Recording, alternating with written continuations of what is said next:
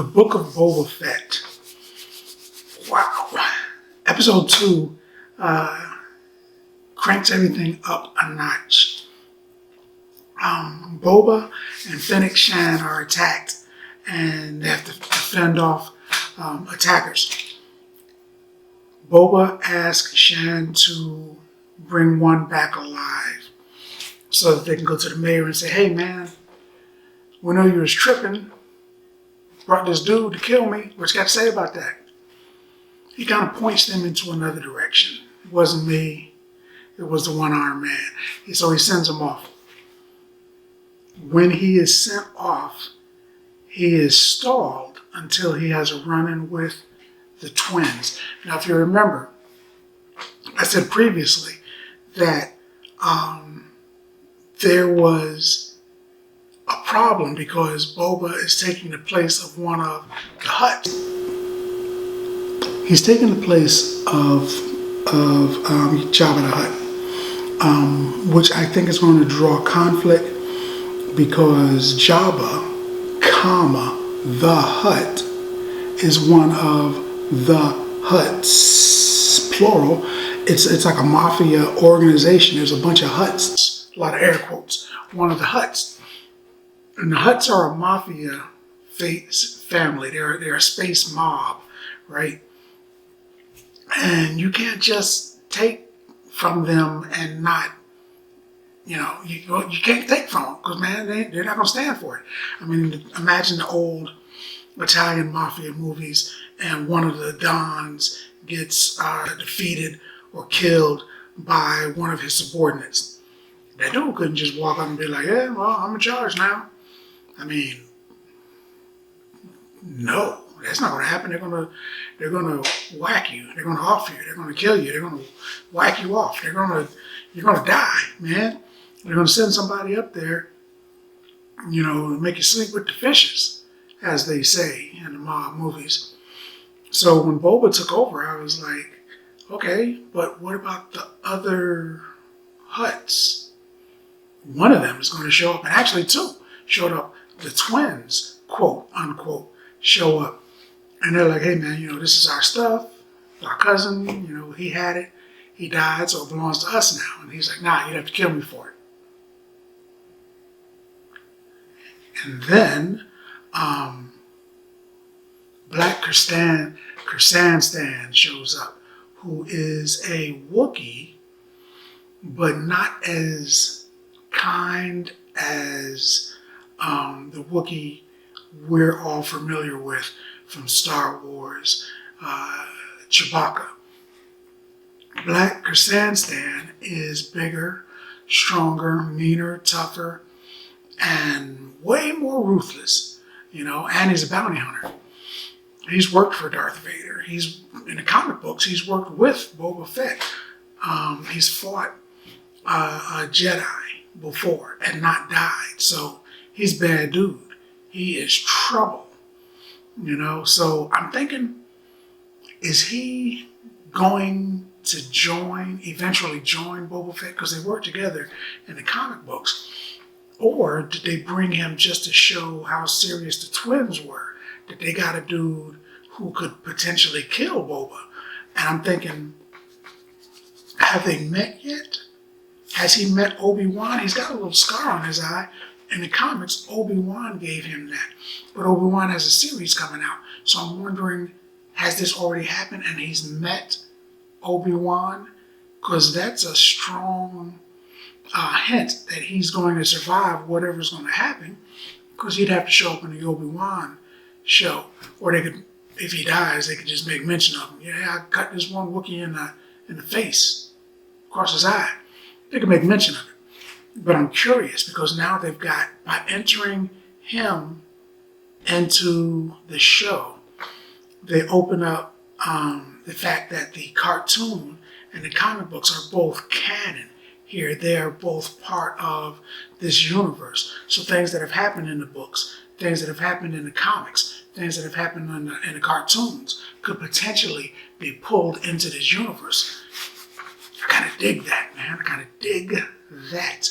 They're opening up the Star Wars universe a lot. They opened up the Star Trek universe with the Next Generation, Voyager, Deep Space Nine. I thought it was good, but after a couple of years, I was like, maybe they're doing too much.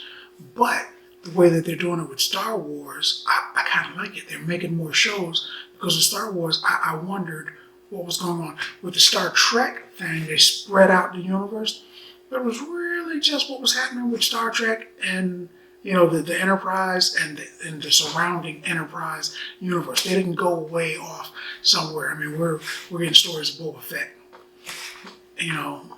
not Luke Skywalker. We're getting shows about the Mandalorian and not Darth Vader per se. They're still part of that universe, but they're not the centerpiece. And I kind of like that. I kind of like that they're telling stories about other people, so you can say, man, whatever happened to, what's going on with. I'd really like them to dive into the Force. Maybe that's what Obi-Wan's going to be about. Maybe they're going to dive into the Force and let us know what's going to happen. Getting back to this episode was really, really good. It let us know kind of how tough Shan was. She seemed to act more like a partner than his assassin, and maybe she is his partner. I don't know. They haven't made that crystal clear yet. I thought she was working for him, but she takes so many liberties during this show that I think maybe she's his partner. She speaks for him a lot. Somebody said something, they cussed out Boba Fett, and she reacted.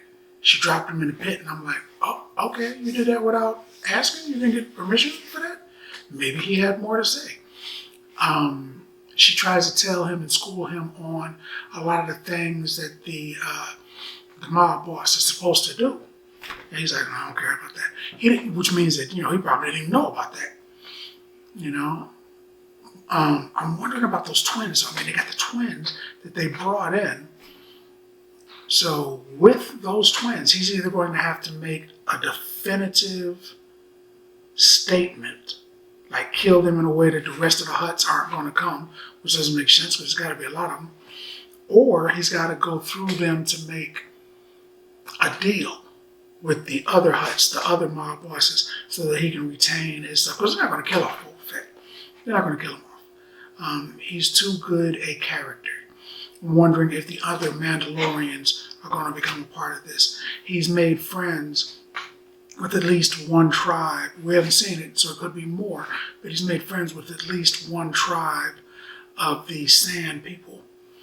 And I think there's going to be a reveal about what the Sand People look like, because I don't think that those metal things in their mouth is their actual mouth.